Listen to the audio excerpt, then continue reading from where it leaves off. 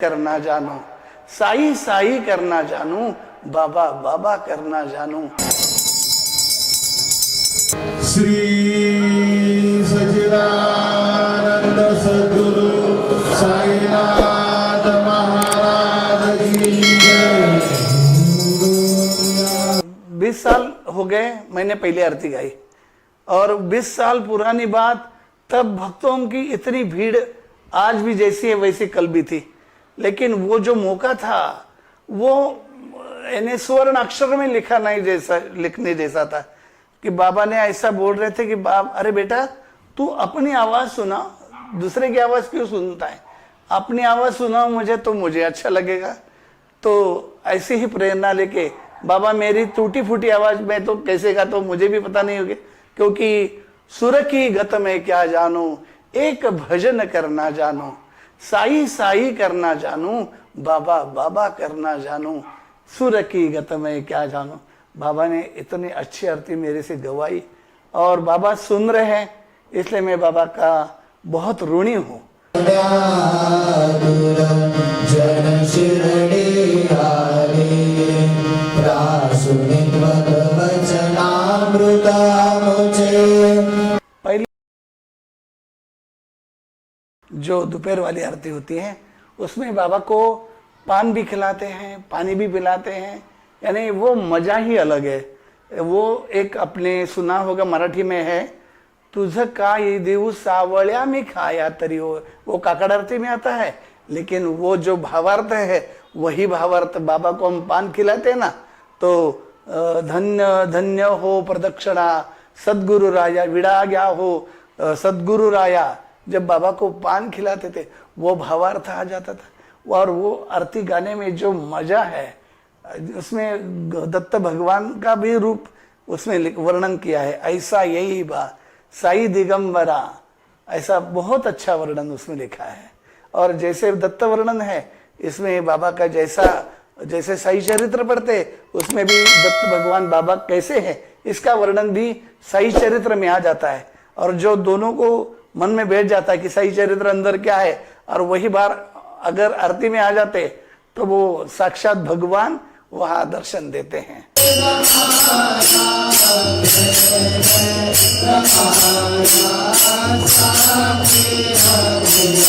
चमत्कार बताएंगे तो बहुत सारी पूरी लाइफ पड़ी है, लेकिन 15 साल पहले की बात है। बहुत बारिश के समय था और मैं अपने खुद के गर्जना होती थी, बरसात बहुत बरसने लगी, पूरी गांव की लाइट चली गई और मेरा मंदिर से 2 किलोमीटर लंबा है और वक्त से पहले हमें पहुंचना है। रास्ते में निकलते हैं तो कुत्ते गाड़ी के पीछे दौड़ते हैं, उनकी काटने की डर रहता है। और आजू बाजू में मेरे मकान में कोई नहीं रहता था, अकेला मैं खेती में रहता था। और इसमें अगर बरसात हो गई तो कीचड़ भी, गाड़ी निकलना है बहुत मुश्किल होती थी।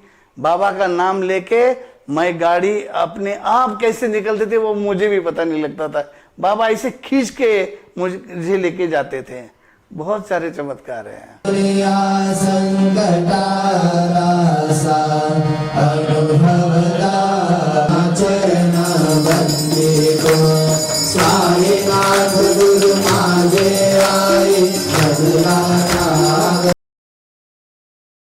अलग है लेकिन सबके भाव एक ही है, साई हमारा है, साई हमारा है। ऐसा क्यों लगता है? क्योंकि बाबा की आरती मैं बचपन से देखता था, सुनता था, लेकिन बाबा को एक प्रार्थना की, बाबा ये मुझे अवसर कब मिलेगा। तो 86 की बात है जब बाबा ने मुझे शिरडी में बुलाया और मुझे पुजारी का पद दिया। पुजारी यानी पूजक, वैसा असली शब्द है पूजक, जो पूजा करने वाला है उसको पूजक बोला जाता है। और बाबा ने मुझे पूजक लायक जैसे बनाया। उसके लिए काफ़ी मेहनत भी करनी पड़ती है, पढ़ाई भी करनी पड़ती है। उसके साथ बाबा ने एक तोहफा भी दिया। वो तोहफा ऐसा है कि बाबा ने मुझे पहले क्यों बोला कि भाई आप तबला बजाओ, हारमोनियम बजाओ। उसके पीछे मैं राज नहीं जानता था, लेकिन ये राज जब मैं शिरडी में पंडित जी बोल के, पंडित पूजक बोल के आया हूँ, तब मुझे एहसास हुआ कि नहीं नहीं, अरे ये तो सब बाबा की सेवा करने के लिए ही भगवान ने मुझे चुना। क्योंकि बाबा यहाँ चुना, बड़े बड़े गायक बाबा के पास आते हैं, जैसे कि अजित कडकडे है, सुरेश वाडकर जी है, कितने कितने नाम लियो। इस दुनिया में जितने भी सिंगर है, वो सिंगर से बाबा ने मुझे ऐसा तोहफा, रोज एक आरती नहीं, 4 आरती गाने के लिए बाबा ने मुझे मौका दिया।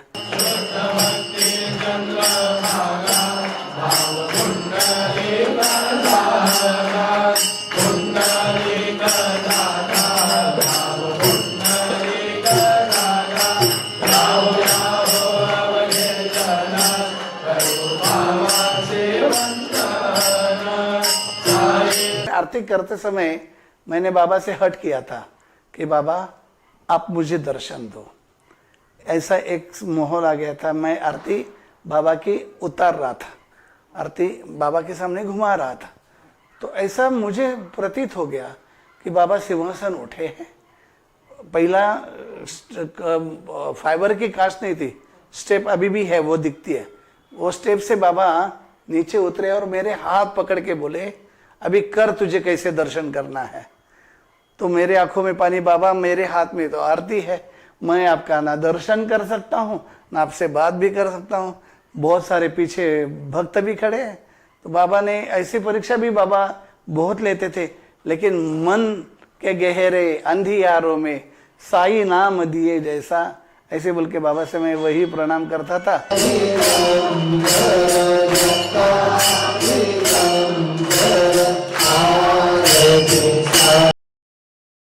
ऐसा सौभाग्य हमें मिला कि जिसका वर्णन दुनिया अपने लफ्जों में नहीं कर पाती, वो हर रोज 4 बार अलग अलग रूप देखकर, कभी सुबह काकड़ आरती में बाबा का अलग स्वरूप दिखता है, जैसे कि नींद से उठे हैं और सबको आशीर्वाद दे रहे हैं।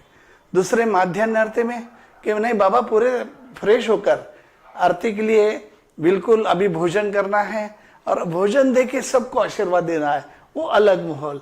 और धूप आरती का तो मानो नहीं, आदमी फ्रेश होकर जब अपने बाहर घूमने के लिए निकलता है, लेकिन इस घूमने में अलग अलग है कि धूप आरती इसके लिए है कि भाई हम फ्रेश हो गए, अभी पूरी दुनिया को मन से आशीर्वाद देंगे, इसलिए ये आरती अलग है। और शिव आरती का तो मजा ही अलग है, क्योंकि हम भगवान को सुलाने जाते। वैसे तो भगवान सोते नहीं है, लेकिन हमारे जो भाव है, वो भावों से, शब्दों से हम बाबा को सुलाते हैं।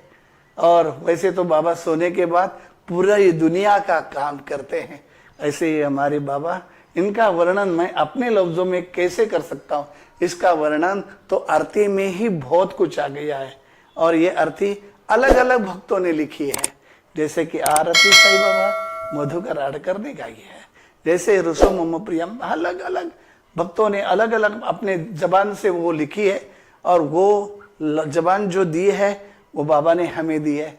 मालूम नहीं मैं कैसे गाता हूँ, क्या गाता हूँ, लेकिन आप जैसे भक्त मुझे बोलते कि पंडित जी आपकी आवाज़ में कितनी मिठास है।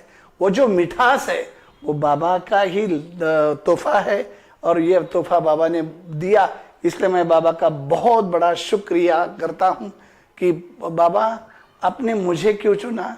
इसके पीछे ये राज है कि माता पिता ने मेरा नाम उल्लास रखा है, और ये उल्लास का नाम हर आरती में उल्लास का वर्णन आ जाता है।